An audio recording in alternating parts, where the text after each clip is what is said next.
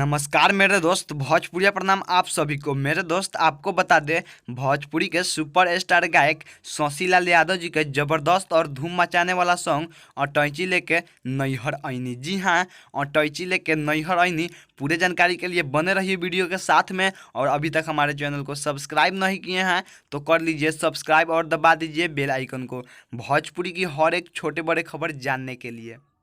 जी हाँ मेरे दोस्त, आपको बता दे, भोजपुरी के सुपरस्टार गायक शशिलाल यादव जी के धमाल धमाल मचाने वाला कॉमेडी सॉन्ग अटैची लेके नैहर आईनी। जी हाँ, अटैची लेके नैहर आईनी 2020 के सबसे बड़ा ब्लास्ट सॉन्ग है मेरे दोस्त। इस सॉन्ग को आज शाम 4 बजे WR भोजपुरी यूट्यूब चैनल से रिलीज भी किया जा रहा है मेरे दोस्त।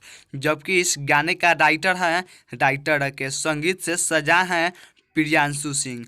Recording Shiv मनमोही recording studio Delhi. जी हाँ मेरे दोस्त, आप लोग से मेरा नम्र निवेदन है कि इस सॉन्ग को WR भोजपुरी यूट्यूब चैनल पर जाए और ढेर सारा प्यार दुलार आशीर्वाद बनाएं। जी हाँ मेरे दोस्त, एक बार और आपको बता दे, भोजपुरी के सुपर स्टार गायक शशिलाल यादव जी के धमाल धमाल मचाने वाला कॉमेडी सॉन्ग अटैची लेके नैहर आईनी। जी हाँ, अटैची लेके नैहर आईनी 2020 का सबसे बड़ा हिट सॉन्ग है मेरे दोस्त।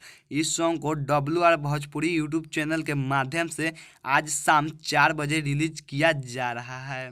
जी हाँ मेरे दोस्त, जानकारी अच्छी लगी हो तो लाइक और कमेंट करके हमें ज़रूर बताइएगा। मैं कृष्णा शर्मा, फिर मिलते हैं नया नया और ताज़े ताज़े खबरों के साथ में। तब तक बने रहिए आपका अपना विश्वसनीय व सबसे तेज न्यूज चैनल स्मार्ट इन भोजपुरी के साथ। जय भोजपुरी।